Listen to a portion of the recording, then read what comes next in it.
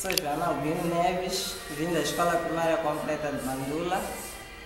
Neste curso aprendi muita coisa, como é o caso de como aquecer as crianças antes de um jogo.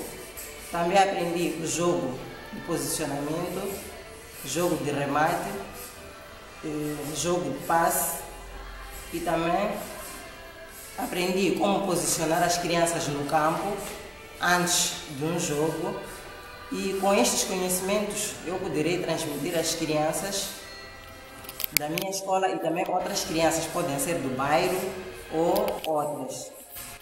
E a diferença que existe entre um old coach e um jogador e um treinador de futebol é que um old coach não só ensina a criança a jogar futebol, também ensina a criança as habilidades da vida.